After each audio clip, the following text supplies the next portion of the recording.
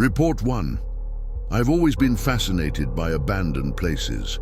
There is something about spaces forgotten by time that intrigues me, as if each wall holds a piece of history that no one wants to remember. About a year ago, I discovered an old nuclear power plant a few hours away from where I live. It had been inactive since the 80s, surrounded by boats from incidents that were never explained.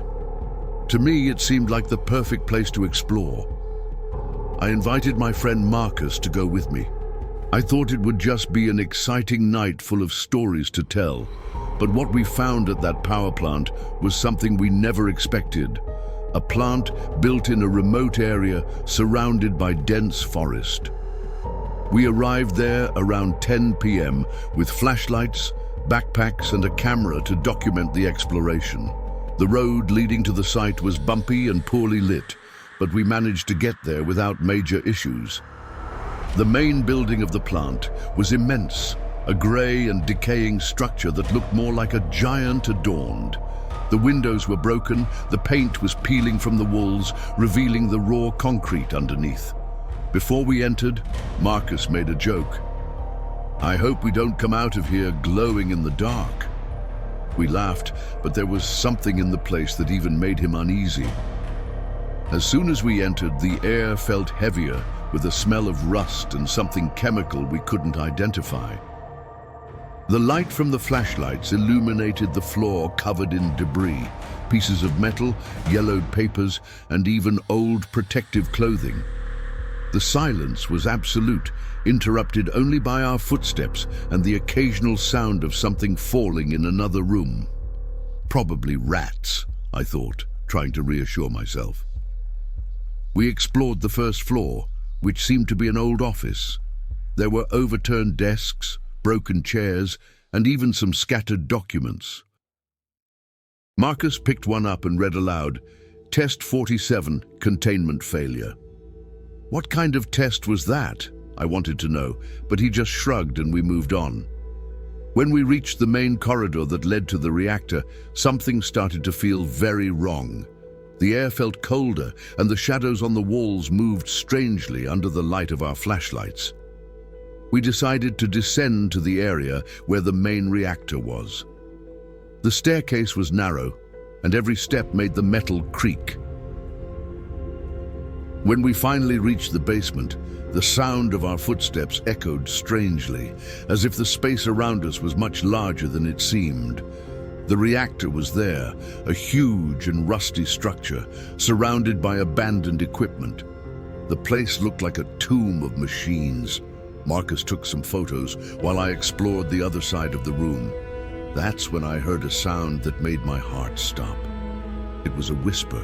At first, I thought Marcus was talking to himself, but when I looked at him, I saw that he was standing still, staring at something. "Did you hear that?" I wanted to ask. He just nodded toward the corridor we had come from.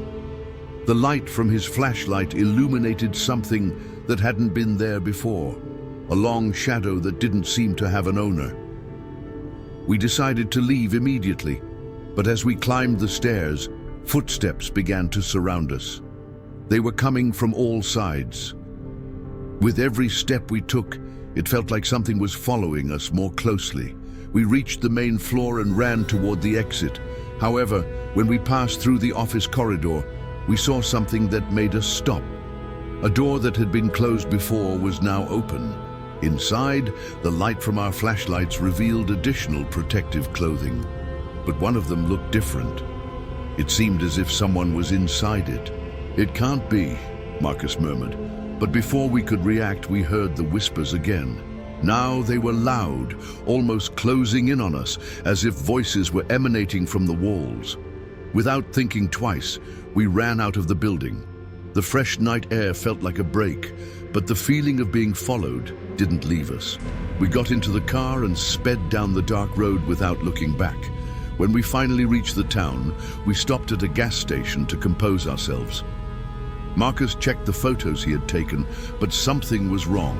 The last images were distorted, with inexplicable shadows, and even what looked like a face staring directly at the camera.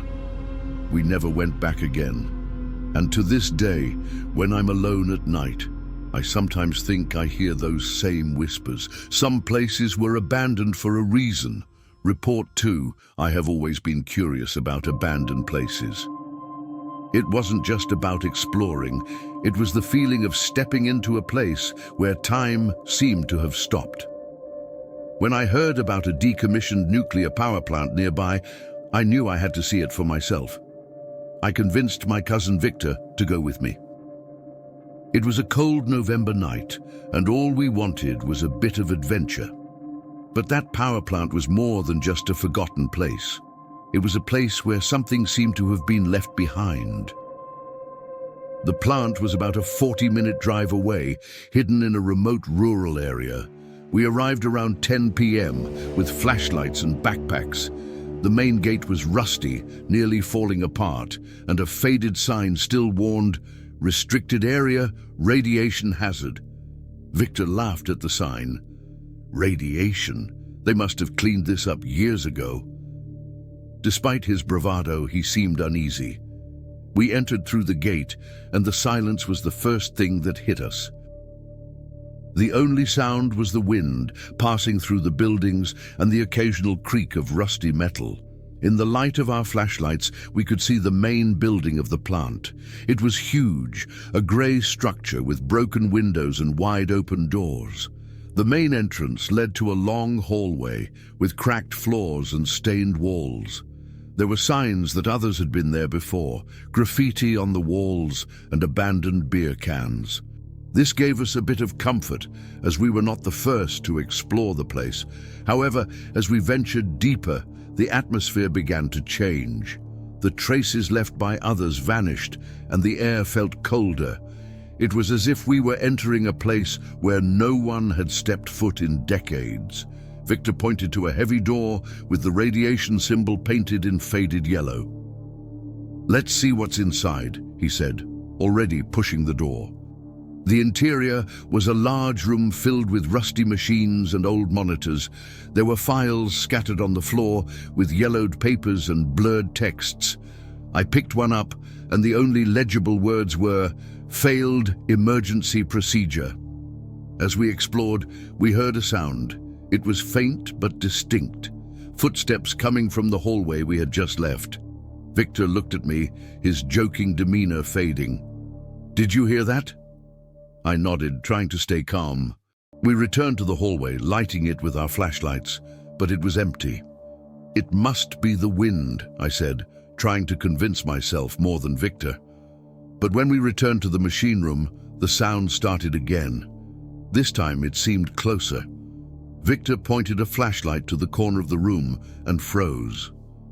"There's someone there," he whispered. I shone the flashlight in the same corner and saw what he was looking at. It was a figure, partially hidden behind a large machine. It was motionless, but you could clearly see a pale hand gripping the side of the machine. "Who's there?" Victor called out, but the figure did not respond. It just stood there, as if watching us. We decided to leave the room and head back down the hallway. But as we moved away, the sound of footsteps began to follow us. They were slow but steady, echoing down the empty corridor. The hallway seemed endless. Every door we passed appeared darker than the last. When we finally reached the entrance hall, we paused to catch our breath. It was then that we heard it. It was a low sound, almost a whisper, coming from one of the doors leading to the lower floor. "Don't leave." Victor looked at me, pale. "Did you hear that?" Before I could answer, the door began to creak open slowly, as if someone was pushing it. I didn't stay to see who or what was there. We ran out of the plant, through the rusty gate, and jumped into the car. We sped away without looking back. When we got home, we sat in silence for a long time. Victor tried to laugh it off and say it was just our nerves, but I knew he didn't believe that. A week later, he showed me the photos he had taken with his phone at the plant. In one of them, taken in the machine room, there was something strange in the background. A dark silhouette with hidden eyes that hadn't been there when we were on site. I never went back to that plant. And to this day, whenever I pass by abandoned places, I feel like something is watching me from afar. Some places were left empty for a reason. Report 3. It all started when I decided to move to a cheaper house near the city center. I was trying to save money, and that house seemed perfect, low rent, spacious, and in a quiet neighborhood. The realtor seemed eager to close the deal, but I didn't think much of it. Maybe it was the market, or maybe he just wanted to get rid of the property. Now looking back, I understand why no one else wanted to live there. The house was old, with tall windows and creaky wooden floors that groaned with every step. At first, I thought it had character. During the day, it was even cozy, with plenty of light streaming through the windows. But the nights were different. The silence was oppressive, and the house seemed to come alive when the sun went down. It was as if the creaking of the floor and the popping of the walls needed some kind of pattern, something I still couldn't identify. In the first week, I started to notice little things, objects out of place, doors that seemed to be open when I was sure I had closed them. But I blamed it on tiredness and moved on. One night, while I was watching TV, I heard a sound coming from upstairs. It was like a thud, followed by footsteps. At first, I convinced myself it was my imagination, but the slow, rhythmic footsteps continued, as if someone was walking back and forth. I gathered my courage and went up the stairs. With a flashlight in hand, I checked every room. They were all empty. Still, the feeling of being watched was inescapable. When I returned to the living room, I noticed something strange. One of the pictures on the wall was crooked. I tried to convince myself that maybe I had bumped into it without realizing, but the discomfort grew. In the third week, things got worse. I was lying in bed, trying to sleep, when I heard a sound coming from the hallway. It was a low scratching, as if something was being dragged across the floor. I got up and opened the door, but the hallway was empty. The sound had stopped. I went back to bed, but the noise started again, now closer. This time, I stepped out with more determination, turning on all the lights. When I reached the living room, I felt a chill run down my spine. One of the chairs at the dining table had been turned over, as if it had been knocked down with force. I grabbed my phone to call the police, but before I could dial, I heard a low, muffled laugh coming from somewhere near the kitchen. I ran out of the house, not caring to lock the door. I called a friend who came to pick me up. I spent the night at his place, trying to understand what was happening. The next day, I went back with him to get my things. The place seemed normal, but the feeling of discomfort was still there. While we were packing my things, my friend found something strange in the basement, an old porcelain doll with a faded smile and eyes that seemed to follow me. He laughed, thinking it was just a forgotten relic, but I knew there was something wrong with that house. I left the property that same day and never returned. When I told the realtor what happened, he was silent for a moment before saying, "That house has a story," but I thought it was just superstition. To this day, I avoid passing by the street where it is located, and sometimes, when I'm alone at night, I feel as if something or someone is watching me, just like in that house. Certain places hold secrets that are better left unexplained.